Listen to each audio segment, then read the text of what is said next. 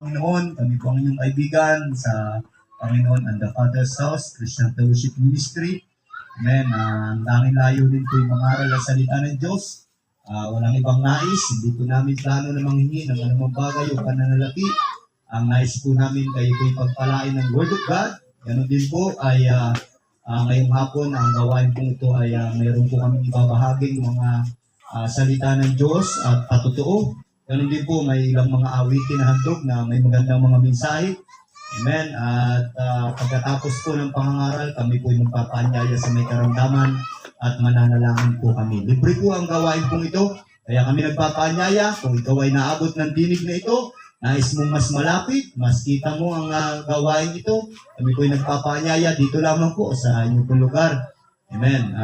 Medyo dito po sa medyo may malawak na lugar. Malapit po sa upward dito. So kami po nagpapanyaya, mamaya po ay may prayer po sa mga may karamdaman, may mga problema, sapagkat yun po yung amin pong alam na may aambag namin o may tutulong sa aming kapwa, ang may pag-pray po namin ang aming pong mga kapwa-tao, may lapit sa Panginoon. Ang layunin po ng ganitong gawain ay matulungan tayo na lalo nating maalala ang kalooban ng Diyos, malaman ang kalooban ng Diyos sa ating mga buhay, sapagkat sabi nga po ng Biblia, ang salita ng Diyos ay mapapakinabangan sa pagtuturo, sa pagsansala, pagsaway, sa mga maling aral, at pag-aakay sa matuwid na pamumuhay. So dadalhin po tayo dito sa isang matuwid na pamumuhay, at ang pinakamatuwid pong pamumuhay ay ang may relasyon po tayong maayos sa ating pong Panginoon. So magandang hapon po sa inyo lahat.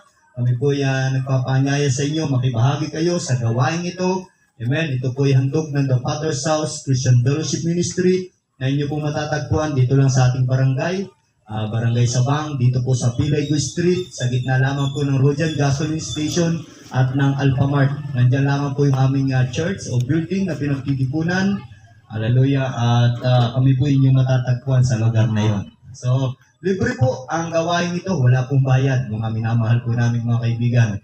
Ulitin ko lang po na nais po namin kayo pagpalain ng ating Panginoon. Kaya, bago po kami lubusang magpasimula, ngayong hapon sa gawain ito, nais po namin manalangin sa ating dakilang Diyos. Amang banal, sa pangalan mo, Panginoong Hesus, kami po'y nagpupuri sa iyo ng papasalamat sa dakila pong pagkakataon na sa lugar pong ito ay maipahayag po namin ang iyong kalooban. Dalangin po namin na pagpalain mo po ang pagdaraos ng ganitong gawain sa lugar na ito. Ma-bless po ang mga tao, Panginoon, at sila'y makatanggap ng pag-asa na galing sa iyo at kaunawaan ng mga bagay na nais mong ipaalam sa kanila. O Diyos, dalangin po namin ang pagsama mo ngayon pa lang. Pinapupurihan ka na po namin at pinapasalamatan sa tanging pangalan mo, Panginoong Hesus. Amen. Purihin po ang Diyos, mga minamahal, at nais po namin kayong hantugan ng mga awitin at patotoo.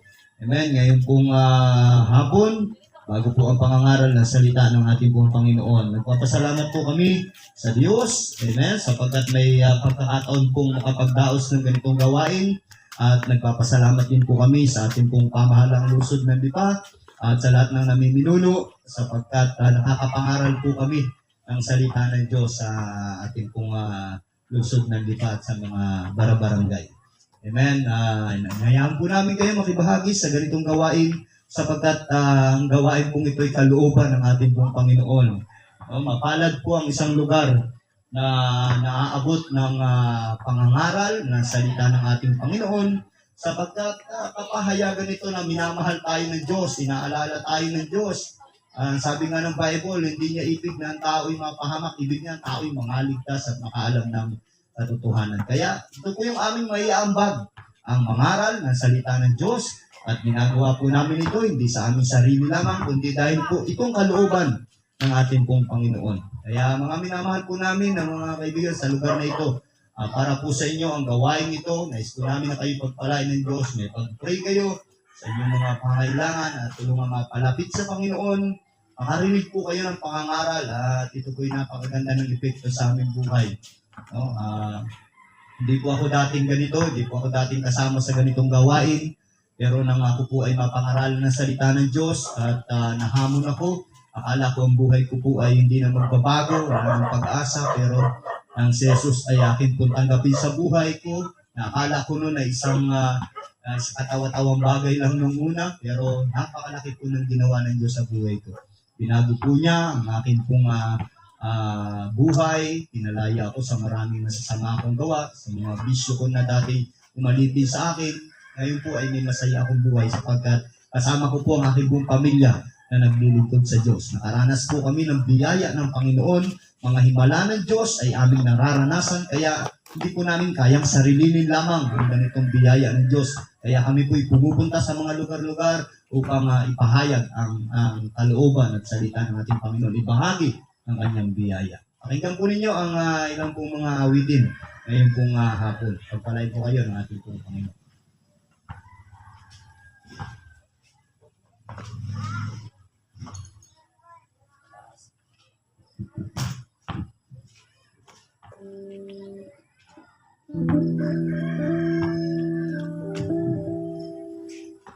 Hanggang niyo po ang awitin.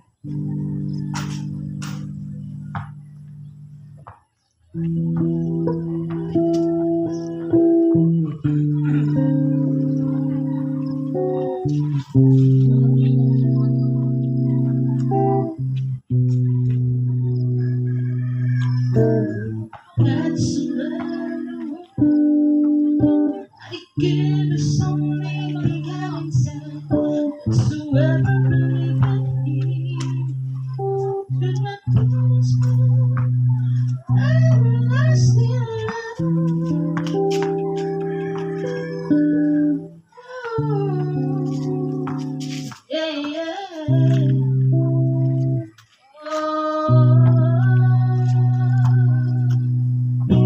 Pagkadiin na lamang ang pagsinta ng Diyos sa sanlibutan, kaya niya ibinigay ang kanyang pagkakalap na si Jesus upang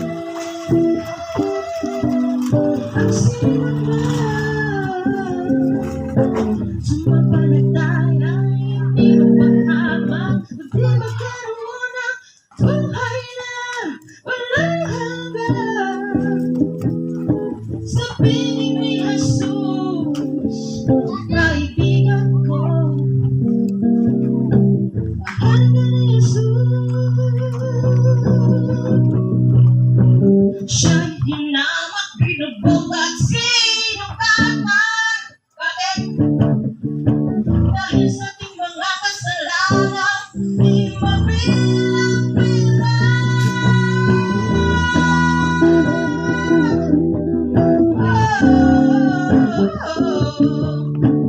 Yeah, yeah.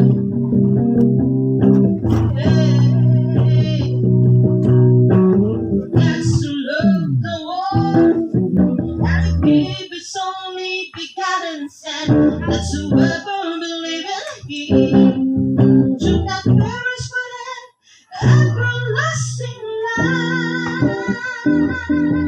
Yeah. Whoa,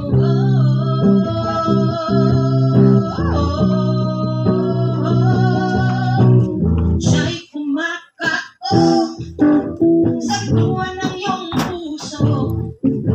Handa mo ba siyang papasukin ka sa buhay mo? Tatanggapin mo ba siya bilang Panginoon? Tagapagligtas ng iyong sarili na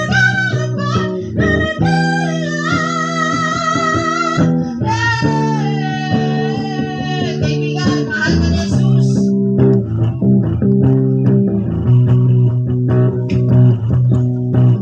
At gayon na lamang ang pagsinta ng Diyos sa sanlibutan, kaya niya ibinigay ang kanyang pagkakalap na si Jesus upang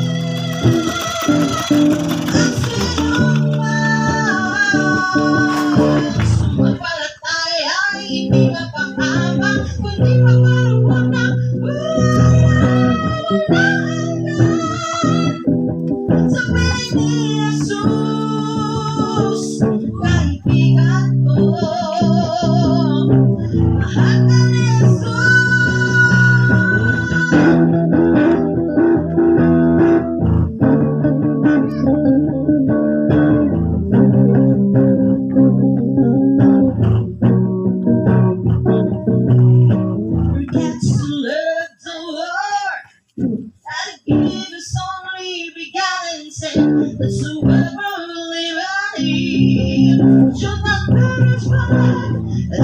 everlasting light,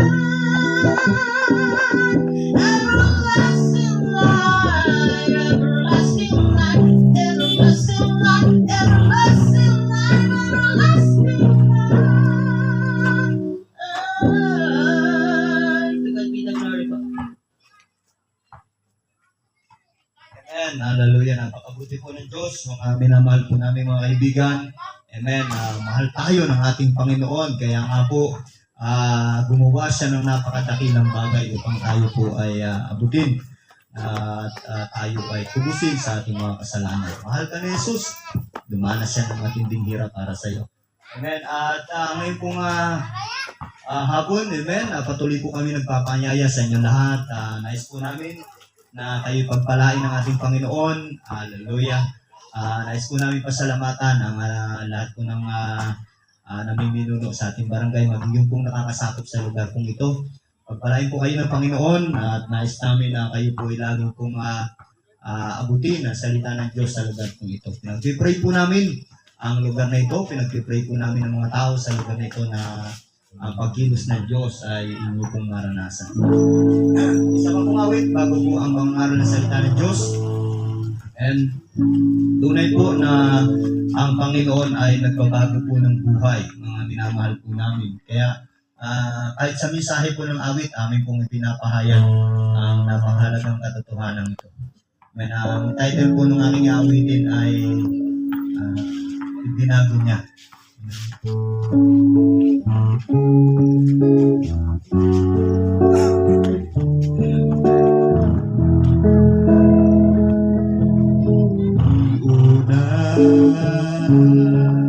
Ang akala ko,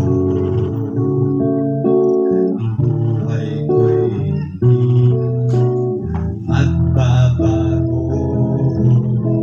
At kahit ano pang gawin,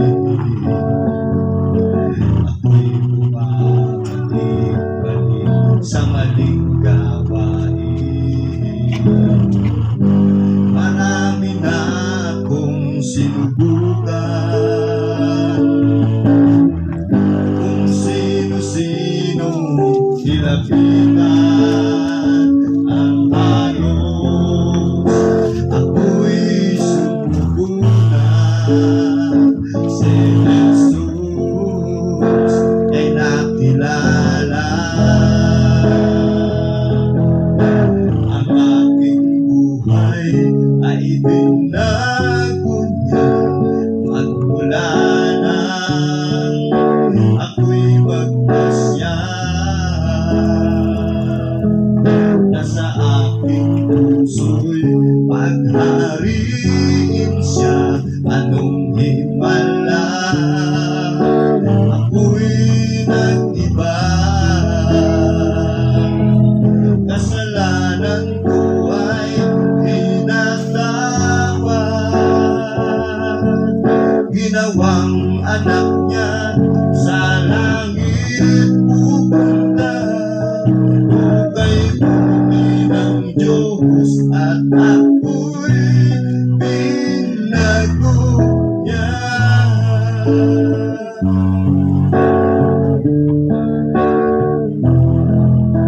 Lumipas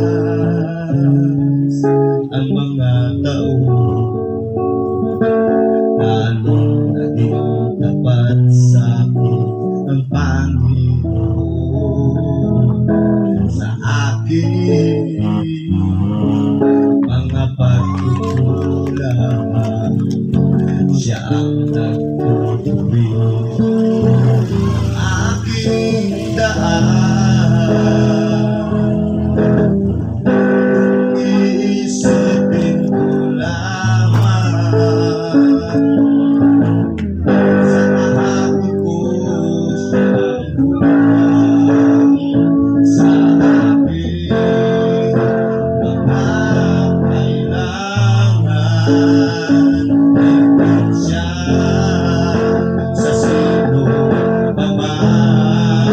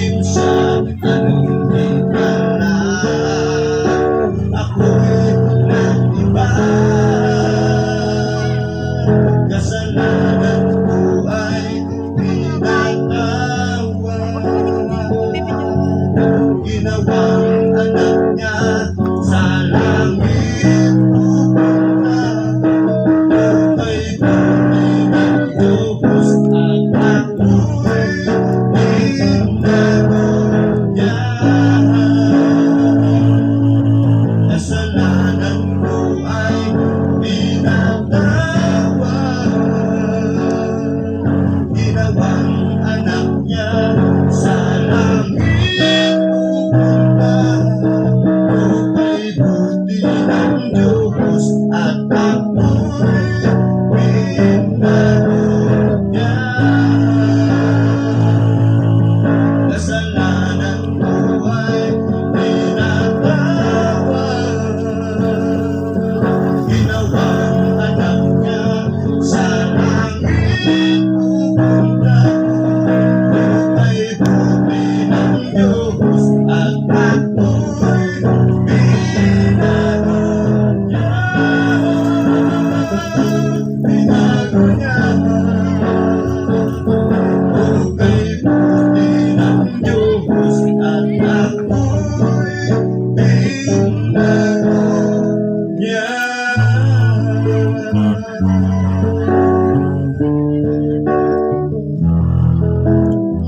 Tunay po ang mensahe po ng awiting ito ay personal ko pong naranasan sa aking buhay. Dati po akong isang kabataan na nagapos ng maraming bisyo hanggang sa ako'y nagkaroon ng pamilya ay naging irresponsableng tatay. Napabayaan ko ang aking asawa at ang aking mga anak. Nandun pa rin, mahilig pa rin ako sa tropa, sa barkada. Amen. At kahit may anak na ako, ay mas lamang pa rin ang oras ko sa aking mga kaibigan, sa mga inuman, sugalan. Nandun po ako nagbababad. Amen. Dahil akala ko noon yun ang ikasisiyan ng buhay ko. Amen. Maraming bisyo ang umalipin sa akin, pero ang lahat ng iyon ay nakasira lamang ng maganda naming pagsasama ng aking asawa. Amen. Lagi kami nag-aaway, laging may problema. Amen. At kahit nga po may pamilya na ako, ay puro gala pa rin at sayang ng mga panahon ang akin pong napagtuunan ng pansin noon. Naging pinuno po ako ng isang gang. Mga lalaki doon sa aming lugar ay inipon ko at nagtatag ako ng isang gang na ginagawa po namin lamang sa mga araw ang makagawa ng hindi mabuti sa aming kapwa. Akala ko po doon na po iikot ang buhay ko. Sabi ko wala nang pag-asa ang buhay na ito. Nagkaroon po ako ng kaisipan na sa mundong ito talaga kailangan papakita ka ng tapang, dahil maraming tao, agrabyaduhin ka. So nagkaroon ako ng kaisipan, pag hindi ako papayag na ako'y maagrabyado. So akala ko nun, ganun lang ang takbo ng buhay. Napasubo po ako sa maraming problema, nakaranas ng maraming gulo sa buhay. Salamat po ako'y buhay. Amen. At akala ko po ay doon na magtatapos talaga. Salamat na lang dahil kung namatay po pala ako ng mga panahon na yun na hindi ko kilala si Kristo, ang ginagawa ko po yung mga bagay na masama, ang isip ko yung masama, amen, ay malamang ako po pala yung mapapahamak. Amen. Kaawawa po yung aking asawa ng mga panahon na yun. Kasi kahit kumikita po naman ako ng pera, may anak buhay din ako noon, ay hindi ko naman po isinusulit sa aking asawa kasi mas lamang po na pinagtutuunan ko ng pansin yung bisyo ko. Malakas po akong gumasto sa inuman. Malakas po akong gumasto sa akin po mga bisyo, maging sa sugal. Kaya yung asawa ko, kawawa po talaga ng problema siya. Pero nang kami po'y mabagihan ng salita ng Diyos, katulad po ng ganitong gawain, may mga taong nangangaral ng salita ng Diyos at dati nga po nung una, pinagtatawanan ko lang sila. Sabi ko, yung mga taong yan, walang magawa sa buhay. Yun po ang kaisipan ko sa kanila. Pero nagtiyaga po yung mga tao na abutin na kami ng salita ng Diyos. May tao talagang kahit na tinataguan ko ay inaabot pa rin ako na maturuan ng salita ng Diyos. Isang araw, dumating po sa akin ang pagkahipo ng Panginoon. Pinagbigyan ko yung hamon nila. Sabi nila, mababago pa ang buhay ko. Amen. Sabi ko, paano pa mababago kung talamak na ako? Pero sabi niya, si Jesus, nagbabago ng buhay. Mga minamahal sa Panginoon, ito po'y personal kong naranasan. 23 years na po na hindi na po ako tumigil ng alak, hindi na po ako nagsugal.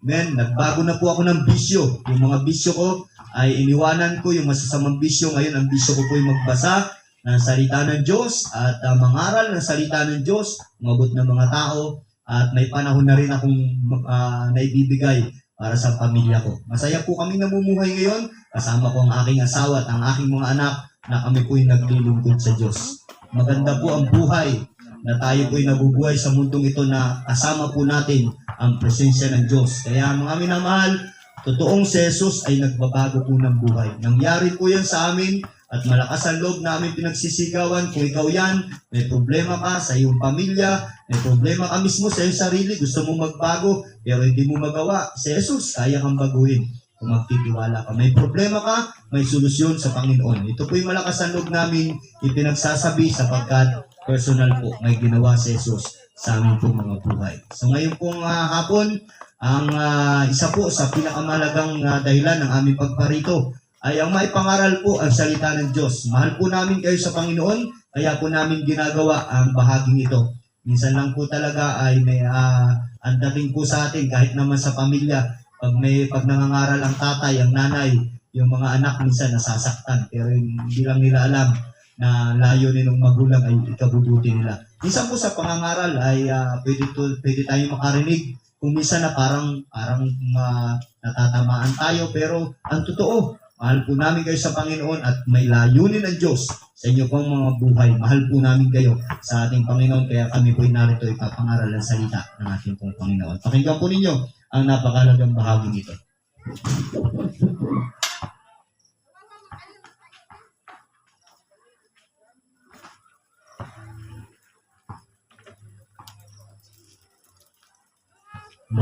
Isang magandang hapon po sa bawat isa na naabot po ng aking tinig. At gaya nga po ng sinabi kanina, ito po isang napakagandang layunin po sapagkat ang nag-udyok po sa amin kung bakit po namin ito ginagawa ay ang pag-ibig ng Diyos.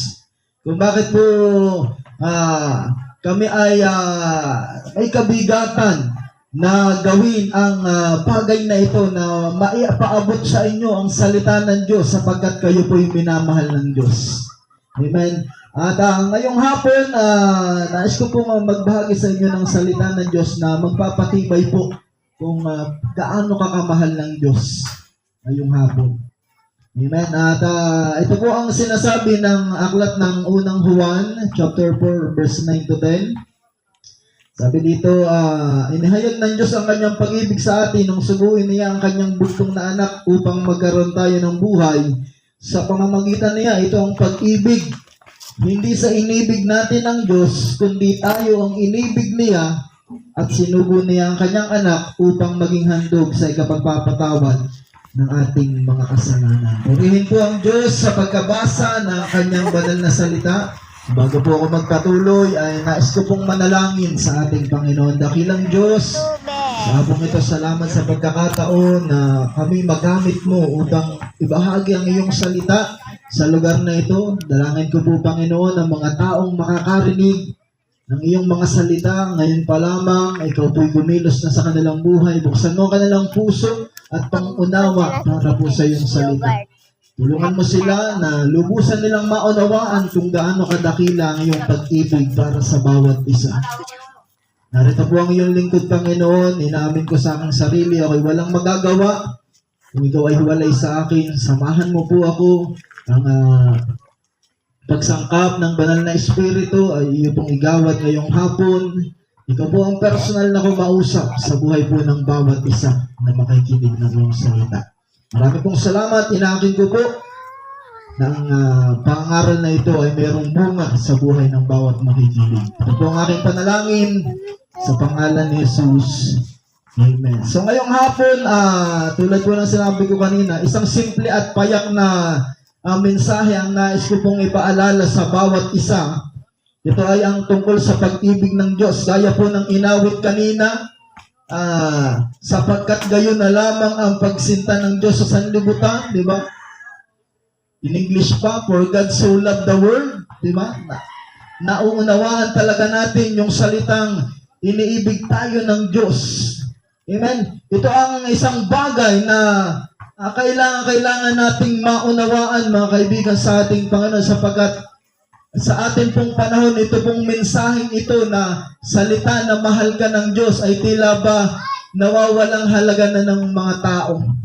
Amen? Kagaya ko po dati nung hindi ko pa lubusang unawa ang pag-ibig ng Diyos, pag narinig ko ang salitang ito, parang natatawa lang ako. Tila ba nakakahiyang pag-usapan yung pag-ibig ng Diyos. Amen? Pero kaibigan sa ating Panginoon ngayong hapon, napakahalaga po na ito'y maunawaan natin. Maunawaan mo sa iyong buhay na ikaw ay mahal ng Diyos. Sapagkat ako'y naniniwala ang susi sa maligaya, sa masaya at mapayapang pamumuhay, ito ay kung alam mo sa sarili mo na mayroong Diyos na may nagmamahal sa iyo. Kaya ngayong hapon, kaibigan sa ating Panginoon, mahal ka ng Diyos. At nais kong patunayan ito sa iyo sa ilang amen, nais ko itong patunayan at ngayong hapon ilang bagay ang nais ko pong ipaunawa sa bawat isa. Pagdating po sa pag-ibig ng Diyos, ito po ay sa paglikha pa lamang makikita na po natin yung pag-ibig ng Diyos. Amen, sapagkat doon po ang sabi ng ang pagkakapahayag po kung paano nilikha ng Diyos ang sanlibutan, ang lahat po ng nakikita natin sa mundong ito, nilikha ng Diyos ang mga puno, ang mga dagat, ang ilog, di ba? At iba't iba pang nilikha. Lahat po ng yan ay nilikha ng Diyos sa pamamagitan lamang ng salita. Sinabi lang ng Diyos at nagkaroon na. Pero sa paglikha po sa tao, ito po'y kakaiba sapagkat sabi po doon ay merong ginawa ang Diyos, inanyuan talaga ng Diyos. Mula po sa putik, mula sa alabok, pinagputik niya ito, inanyuan, di ba? At hiningahan sa ilong at doon po nagkaroon po ng buhay, di ba? Yung kaluluwang may buhay. At doon po makikita na natin, special po ang tao sa Diyos. Amen? At napakarami pong bagay na pwede pong magpatunay na tayo po ay mahal ng Diyos. At babanggitin ko po ang ilan ngayong hapon. Una, dahil mahal ka ng Diyos, tandaan mo ito kaibigan, dahil mahal ka ng Diyos, handa siyang tulungan ka sa iyong mga problema at mga pasanin sa buhay. Amen. Napakahalaga na maunawaan natin ito pagkat tayo po ay namumuhay sa mundo na hindi perfecto. Amen. Hanggat tayo po ay naninirahan dito, hindi po maiiwasan na tayo po ay magkaroon ng mga problema sa buhay. Ngunit napakasarap isipin ng katotohanan na anuman ang ating pinagdadaanan o kinakaharap na problema, ay mayroon pong Diyos na nagmamahal sa atin. Amen? At handang tumulong. Amen? Hindi ka pababayaan. Amen? Nais ng Diyos tulungan ka, dapat mong malaman na gaano man kalaki ng iyong problema, ang Diyos ay laging mayroong solusyon, kaibigan. Maaring sa pananaw mo ay walang solusyon ang iyong problema. Amen? Hindi mo na kaya, pero kaya ng Diyos, kaibigan, sa ating Panginoon. Sa tingin mo, imposible na maayos pa ang problema mo, pero sa Diyos, kaibigan, walang imposible. Amen? Sa tingin mo ay ikaw ay hirap na, amen, hindi mo na kaya, kaibigan, sa Diyos po ay walang mahirap. Kaya ngayong hapon, kaibigan, sa ating Panginoon, hindi kita kilala, ikaw na nakakarinig ng tinig nito, pero kilala ka ng Diyos. Alam ng Diyos ang iyong mga pinagdadaanan, alam ng Diyos kung anong problema na kinakaharap mo ngayong hapon. Amen? At ngayong hapon, tandaan mo ito, nais kang tulungan ng Diyos. Dahil mahal ka ng Diyos, kaibigan, sa ating Panginoon, siya na mismo ang nagpapaanyaya sa iyo at nag-aalok ng tulong. Sinabi po ng ating Panginoon sa Mateo chapter 11 verse 28, ang ganitong kataga, magsiparito kayo lahat ng napapagal at nabibigatang lubha. Amen? Nagpapaanyaya ang Panginoon at siya'y handa tayo bigyan ng kapahingahan. Amen? Handa niya tayong tulungan. Sa 1 Peter chapter 5 verse 7, ganito naman ang sinasabi, ilagat niyo sa Kanya ang inyong mga kabalisahan sapagkat siya'y nagmamalasakit sa inyo. Diba? Napakasarap pakinggan ng mga talatang ito sa Biblia. Isipin mo, ang Diyos pala ay nagmamalasakit sa iyo. Amen?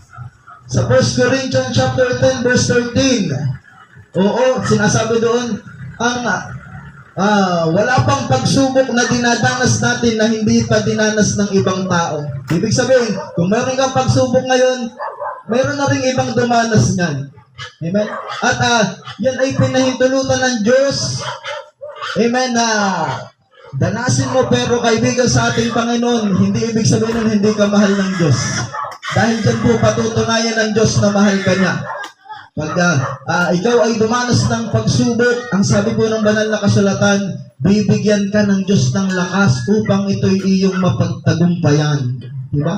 Napakagandang bagay, kaibigan, na maunawaan. Handa tayong tulungan ng Diyos sa mga problema. Amen? So isipin po natin ito, kaibigan, sa ating Panginoon, kung kaya ng Diyos,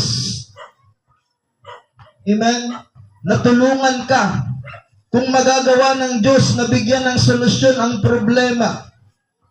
Amen? So, ibig sabihin pala, hindi mo na kailangang daanin sa pag-inom ng alak. Di ba? Mayroong mga tao na ganyan. Pagka may problema daw, ang kailangan ay alak. Amen? Hindi mo na kailangang daanin sa pag-inom ng alak. Dahil hindi naman yan kayang solusyonan ang problema. Amen? Pwede kang makalimot sandali, pero pag ikaw ay nahimasmasan na, balik ka na naman sa realidad dahil hindi kayang tanggalin ng alak ang problema mo. Amen? Ang kaya lang nito ay, kumbaga ay maibsan, kahit sandali lang. Pero, pag wala na nga tama, yun ulit. Balik ka na naman sa bigat ng problema. Diba? Kaya nga, sa kanta ng Eraserheads, meron pong linya na ganito. Sabi doon ay, wag na nating idaan sa mabuting usapan, lalo lang madaragdagan ang sakit ng ulo at hapdi sa tiyan. Di ba? Lalo ka lang mahihirapan. Di ba? Problemado ka na nga. Nag-inom ka pa, kinabukasan hangover, ang sakit ng ulo, mahapdi ang tiyan. Di ba? Kaya kaibigan sa ating Panginoon, kung kaya namang tulungan ka ng Diyos, bakit mo pa dadaanin sa ganitong bagay? Amen? Kung alam mong may magagawa ang Diyos sa problema mo, hindi mo kailangang magpakamatay. Amen? Marami pong tao ang dahil sa bigat ng problema na kanilang pinagdaanan, mas pinili na lang nilang magpakamatay. Hindi po ito dapat. Amen? Kaibigan sa ating Panginoon, kung iniisip mo na ang magpakamatay ang solusyon sa problema mo, nagkakamali ka, kaibigan. Kung iniisip mo na tapos na ang problema at wala nang pagdurusa, pag nagpakamatay ka, amen, maling-mali ka, kaibigan sa ating Panginoon. Dahil isang mortal na kasalanan sa Diyos ang magpakamatay. Pagka ginawa mo yan, mapapahama ka. Amen? Ang iyong kaluluwa, amen, ay walang hanggang magdurusa doon sa impyerno. Sapagkat ito po hindi tama. Hindi po ito ang solusyon ng Diyos kung ikaw ay may problema. Amen? Lalo mo lang pinalalala ang lahat kung ikaw ay magpapakamatay.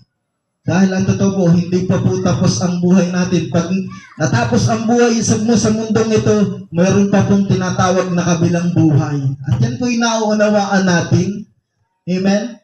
Kaya nga, pagka may namatay tayong mahal sa buhay, pinagdarasan natin kasi naniniwala tayo na mayroong kabilang buhay. Amen? At ito po'y napakahalaga, mga kaibigan, sa ating Panginoon. Amen? Hindi mo kailangang gawin na ikaw ay magpakamatay dahil mahal ka ng Diyos at handa siyang tulungan ka. Amen. Kung alam mo may solusyon ang Diyos sa problema mo, hindi na kailangang umabot sa punto na ikaw ay mabaliw o kaya masiraan ng ulo. Di ba? Huwag kang masisiraan ng loob, kaibigan, sa ating Panginoon kung ikaw ay mayroong problema sa oras na ito. Amen? Laksan mo ang iyong loob. Amen? Lumapit ka sa Diyos. At tandaan mo ngayong hapon, siya ay nagmamalasakit sa iyo at mahal ka niya. Amen? Kaibigan sa ating Panginoon, ito ang napakahalagang bagay na dapat nating maunawaan, handa tayong tulungan ng Diyos sa ating mga problema. Hindi lamang yan, kaibigan, sa ating Panginoon, hindi lang nais ng Diyos na tayo ay tulungan sa mga problema. Nais din ng Diyos na tayo gumaling sa ating mga karamdaman. Amen? Nung ang ating Panginoong Hesus po ay nagmi-ministeryo dito sa lupa, pagka siya'y nangangaral, hindi pwedeng hindi siya magpapagaling na mga may karamdaman. At kung ikaw ay nagbabasa ng Biblia, makikita mo doon, lahat ng dinadala kay Jesus na may sakit ay pinapagaling niya, sapagkat si Jesus, kaibigan, ay dakilang manggagamot. Amen? Kaya ngayong hapon, marahil meron kang karamdaman, kaibigan, nais kang tulungan ni Jesus. Nais kang pagalingin ni Jesus. Dahil mahal ka niya, ayaw niya na ikaw ay alipin ng karamdaman. Meron pong pangyayari sa Biblia, isang babae po ang 12 taon nang dinudugo. At ang babaeng ito ay lantang gulay na, butot balat na lang, halos. Amen. Dahil sa karamdaman na hindi malaman-laman kung ano, kahit doktor, albularyo, sinubukan na niya ang lumapit, pero wala, hindi siya napagaling. Naubos na ang kanyang mga ari-arian, ang kanyang pera, nagastos na niyan lahat, pero hindi pa rin gumagaling. 12 taon, ito ang kanyang kalagayan. Pero kaibigan, nung si Jesus ay ma-encounter niya, amen, kaibigan, ang babaeng ito, 12 taon nang dinudugo, pinagaling ng ating Panginoon. Kaya ngayong hapon, kaibigan, kung ikaw ay mayroong karamdaman, walang imposible sa Diyos.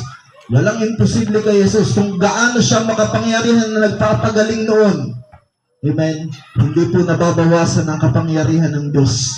Kaya kanyang pagalingin kahit sa oras na ito. Amen. Isang bagay pa na minamahal ka ng Diyos, kaibigan, ayaw ng Diyos na ikaw ay alipin ng kasalanan. Kaibigan, napakasamang bagay po na tayo po'y inaalipin ng kasalanan, sapagkat ang kasalanan po, kagaya po na nagpatotoo kanina, ano bang resulta ng kasalanan? Ano bang bunga ng kasalanan sa buhay ng isang tao? Diba? Ito po'y nagdudulot ng kahirapan, diba? Sa halip na ipambibili mo na ng pagkain para sa iyong pamilya, pangunahing pangangailangan mo, diba? Minsan, nagugugol mo ito sa bisyo. Meron bang magandang resulta ang ganitong bagay, kaibigan, sa ating Panginoon? Diba, minsan, nagiging sanhi pa nga upang magkagulo ang pamilya, magkagalit ang mag-asawa. Diba? Ito'y walang magandang bunga o resulta.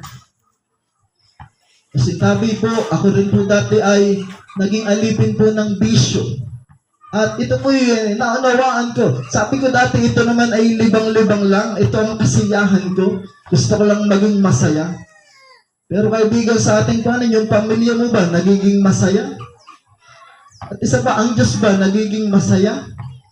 Amen? Kung ito ay ating ginagawa. Kaibigan, ang mga ganitong bagay po, sabi nga ng Biblia, mayroong mga daan na tila matuwid sa isang tao. Tila sa isang tao ito'y ayos lang.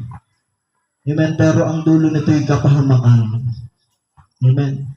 At isang bagay pa kung bakit ayaw ng Diyos na ikaw ay alipin ng kasalanan, kaibigan, sa ating Panginoon, sapagkat kung ikaw ay nasa kasalanan, kaibigan, ito po ay magre-resulta po ng walang hanggang pagkahiwalay sa Diyos. Amen. Alam po natin, ang ating buhay sa mundong ito ay mayroong katapusan, at syempre, alam natin na tayo may mamamatay, pero tayo po'y nagnanais na kung sakaling tayo mamatay, syempre gusto natin ay sa langit. Diba? Ayaw natin doon sa kabila, doon sa impyerno, dahil kaparusahan yun. Amen. Pero kaibigan, sa ating Panginoon, hindi po ganun kasimpleng bagay ang usapin doon. Minsan, iniisip na lang natin ay iisa lang naman ang patutunguhan ng tao. Pilit nating dinadaya ang ating sarili. Wala naman sigurong impyerno, mapagmahal naman ng Diyos. Di ba?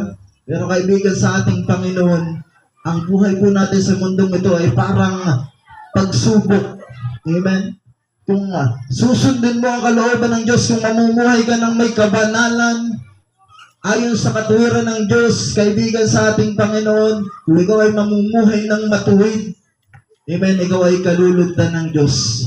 Pagharap mo sa ating Panginoon, pag natapos ang iyong buhay dito sa lupa, haharap ka sa Panginoon, kilala ka ng Diyos. Sasabihin sa'yo, ito'y matuwid. Titingnan ng Diyos yung aklat ng mga gawa, di ba? Ay, mabuti ito. Sumusunod sa aking kalooban. Pero kung hindi, kung ang susundin mo ay ang gusto ng demonyo, kasalanan, masama, o kaya naman ang gusto ng sarili mong laman, amen? Yung gusto mo na malayong malayo sa kalooban ng Diyos, ganyan po kasi ang maraming tao. Amen? Ang sinusunod ay ang kanyang sarili. Iniisip niya na Diyos din naman ang Diyos niya. Pero sa pamamagitan ng kanyang gawa, ipinapakita niya na ang Diyos niya ay ang sarili niya. Bakit? Dahil sino bang dapat sundin? Kung ang Diyos ang iyong itinuturing na Diyos talaga sa buhay mo, dapat ang kalooban niya ang iyong susundin. Pero kung ang kalooban mo ang iyong sinusunod, ito'y maliwanag, ang Diyos mo ay ang iyong sarili. So, hindi po ito ang kalooban ng Diyos. Sapagkat kung susundin po natin lagi ang ating sarili, ang magagawa po natin ay hindi mabuti. Amen? Marami pong tao gusto ng kalayan. Halimbawa, ang isang kabataan, marami po tayong nakikitang kabataan sa panahon ngayon, ayaw magpasakop sa kalooban ng kanyang magulang. Pag sinasaway, pag pinagsasabihan, di ba? Sila pa ang galit. Di ba? Sila pa ang masama ang loob. Amen? Pero ano bang sinasabi ng magulang? Di ba ito naman ay sa ikabubuti. So kaibigan sa ating Panginoon, ganyan din po sa ating buhay. Kung ang susundin mo ang iyong kalooban at hindi ang kalooban ng Diyos, kaibigan, tulad ng maraming kabataan sa panahon ngayon, sila ay napapahamak dahil ang gusto nilang gawin ay ang gusto nila. Amen. Kaya ngayong hapon, kaibigan, sa ating pong buhay, sikapin po natin na sundin ang kalooban ng Diyos. Lumayo po tayo sa kasalanan sapagkat ito po'y magdadala sa atin sa kapahamakan. At kahuli-hulihan, kaibigan, ito po ang dakilang pag-ibig ng Diyos sa atin. Ayaw ng Diyos na tayo po'y mapahamak. Amen?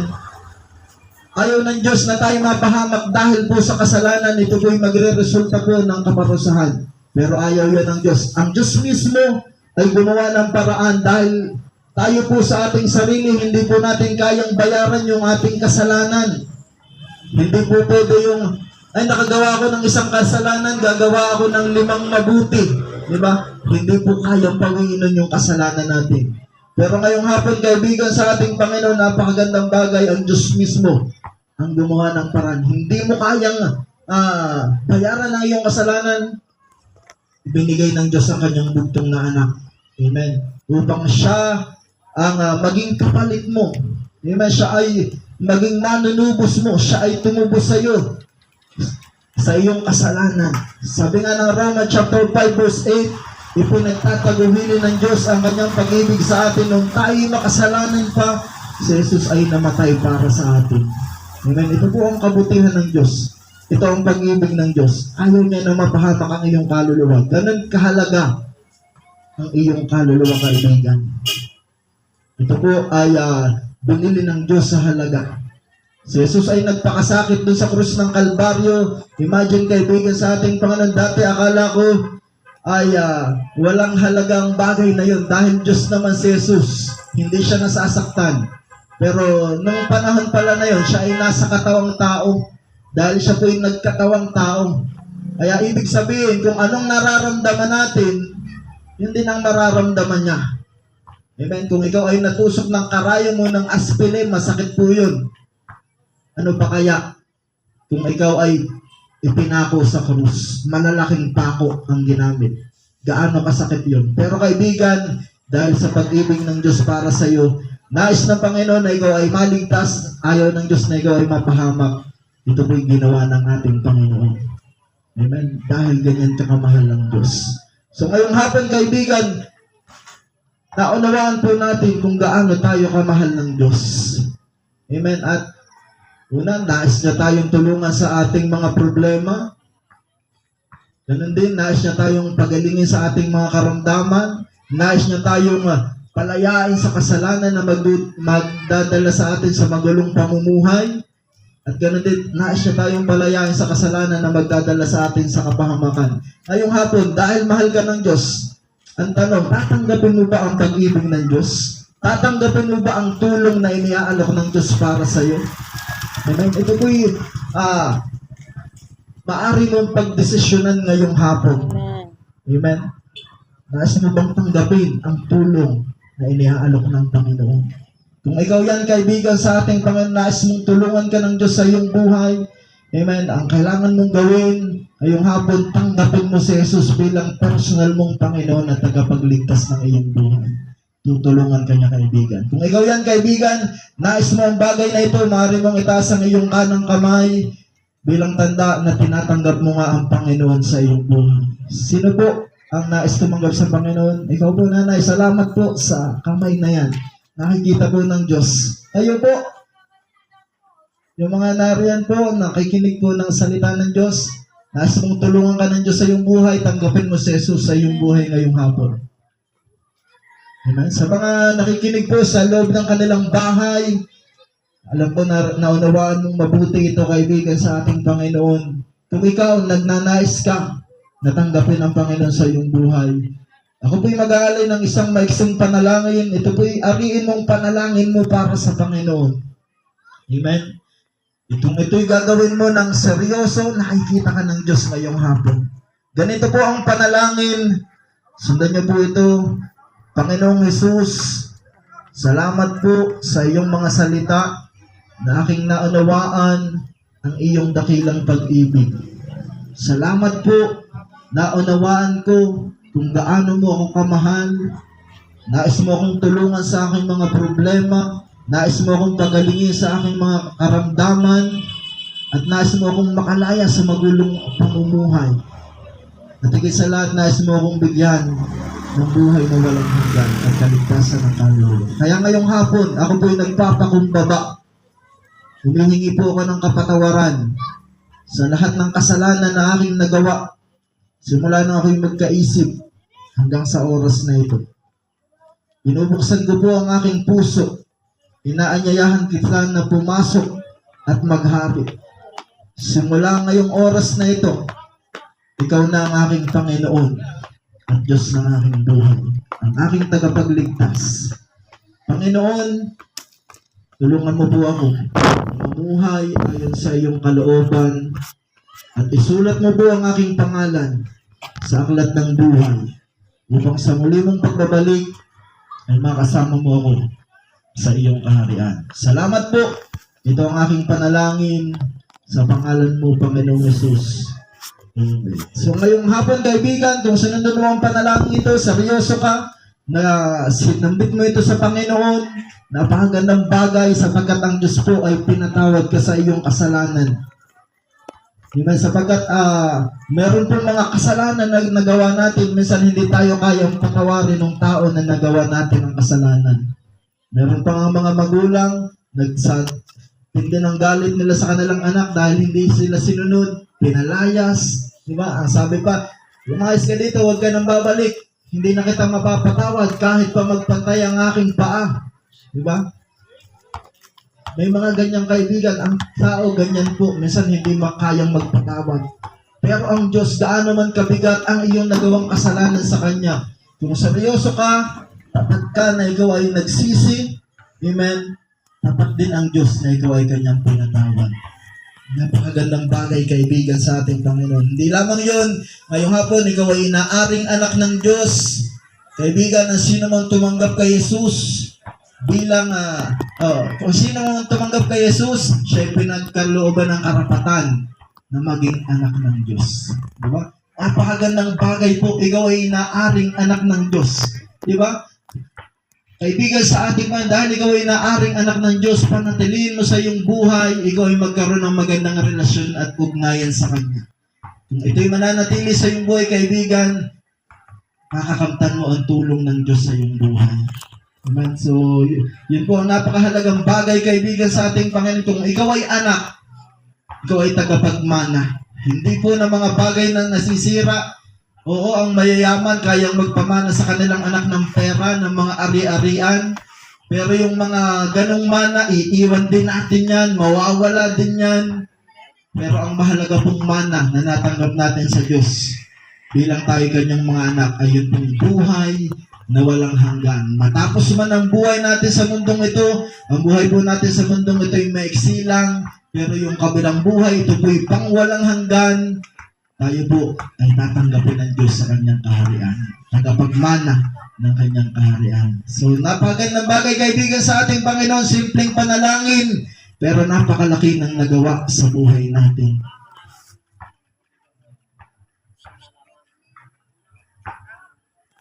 May karamdaman ngayong hapon, kung kaya pong lumapit dito, kami po'y mananalangin po ng libre sa inyo. Amen? Kung kayo po may karamdaman, manampalataya ka sa Panginoon, lumapit ka sa lugar na ito kung kaya mo, at kami mananalangin para sa iyo. Wala po itong bayad. Amen? Ang biyaya po ng Diyos ay libreng ibinibigay sa atin. Amen? Sa mga hindi naman po makakalapit, kung ikaw ay nananampalataya, kahit nariyan ka, nakaupo sa iyong bahay. Nanay, dito po, ipapanalangin po namin kayo. Sa mga hindi po makakalapit, mga kaibigan, pero nananampalataya ka, alam mo, kaya kang pagalingin ng Panginoon. Amen. Mamaya, mananalangin kami para sa inyo. So, unahin po namin ipanalangin si Nanay.